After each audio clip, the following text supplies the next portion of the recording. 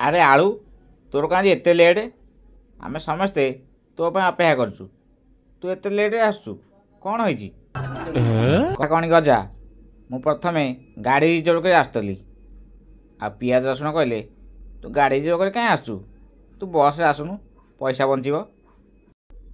ଆଉ ବସ୍ରେ କିଛି ନ ଆସିଲା ପରେ ବସ୍ ଭିତରେ କିଛି ଜଣ କହିଲେ ତୁ ଏତିକି ବାଟ ସାଇକେଲରେ ଯାଉନୁ, ଆଉ ବସ୍ରେ କାହିଁ ପଇସା ଖର୍ଚ୍ଚ କରି ଯାଉଛୁ?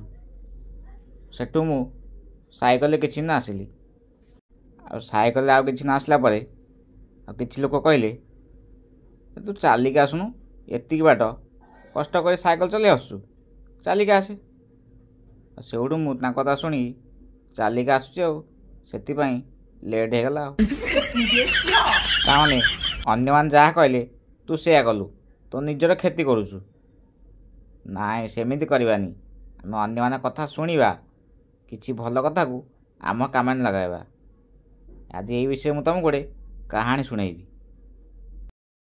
ଅଜା, ଏଇ ବିଷୟରେ କାହାଣୀ? ହଁ ହଁ, ଶୀଘ୍ର ଆରମ୍ଭ କର। ଆଉ ହଉ, କାହାଣୀ ଆରମ୍ଭ କରିବା ପୂର୍ବ ଭଳି ଦର୍ଶକମାନଙ୍କୁ କିଛି କହିବା। ଆଉ ଅଜା, ଦର୍ଶକମାନଙ୍କୁ କ'ଣ କହିବା?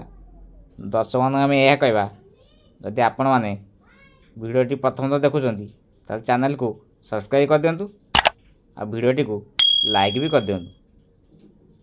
ଆଉ ଦର୍ଶକମାନଙ୍କୁ ଧନ୍ୟବାଦ ଦେବା।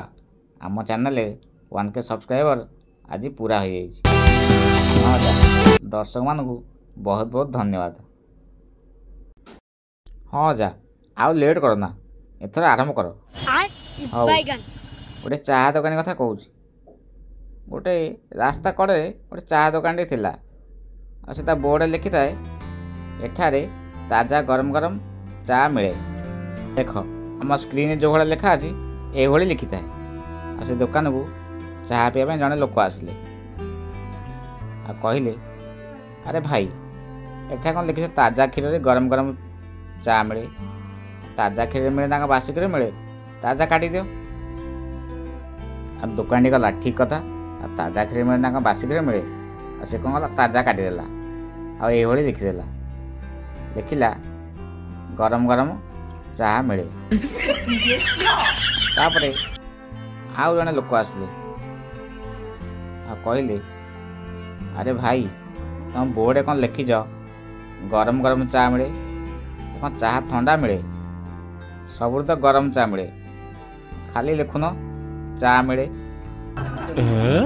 ସେ ଦୋକାନଟି କହିଲା ସତ କଥା। ସେ କ'ଣ ପୁଣି ଲେଖିଦେଲା ଚା ମିଳେ।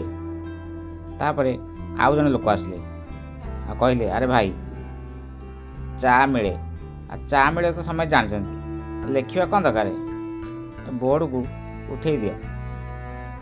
ଆଉ ସେ ଦୋକାନଟି କ'ଣ କଲା, ବୋର୍ଡ଼କୁ ପୁରା ଉଠେଇଦେଲା। ଆଉ ତା ପରଦିନଠାରୁ ତା'ର କଷ୍ଟମର ଆସିବା କମିଗଲେ। ସେପଟେ ଚିନ୍ତାରେ ପଡ଼ିଗଲା, ଆଉ ସେ ଦୋକାନଟି ମନ ଦୁଃଖରେ ବସିଥାନ୍ତି। ଆଉ ସେଇ ବାଟ ଦେଇ ଜଣେ ବୁଢ଼ା ଲୋକଟି ଯାଉଥିଲେ, ଆଉ ସେ ଚିନ୍ତାରେ ବସିବା ଦେଖି ତାକୁ ପଚାରିଲା ଭାଇ, ତମ କ'ଣ ହେଇଛି? ସେ ଦୋକାନଟି ସବୁ ବିଷୟ ତାଙ୍କୁ କହିଲା। ଆଉ ସେ ଲୋକଟି ଦୋକାନରେ ସବୁ କଥା ଶୁଣି ସାରିଲା ପରେ ତାକୁ କହିଲେ ତମେ ପୂର୍ବ ଭଳି ତମ ବୋର୍ଡ଼ ଲଗାଇ ଦିଅ, ଦେଖିବ ତମ କଷ୍ଟମର ପୁଣି ଥରେ ଆସିବାକୁ ଲାଗିବେ। ଆଉ ଦୋକାନଟି ପୁଣି ଥରେ ପ୍ରଥମେ ଯେଉଁଭଳି ବୋର୍ଡ଼ ଲଗାଇଥିଲା ସେଇଭଳି ଲଗାଇଲା, ଆଉ କଷ୍ଟମର ଆସିବାକୁ ଲାଗିଲେ, ଦୋକାନଟି ଖୁସି ହେଲା। ଆମେ ଏ କାହାଣୀରୁ କ'ଣ ଶିଖିଲେ? ଅନ୍ୟମାନଙ୍କ କଥା ଶୁଣିବା, କିନ୍ତୁ ତାଙ୍କ ଭଲ କଥା ଗ୍ରହଣ କରିବା, ଆଉ ଖରାପ କଥାକୁ ଇଗ୍ନୋର କରିବା। ବୁଝିଲ?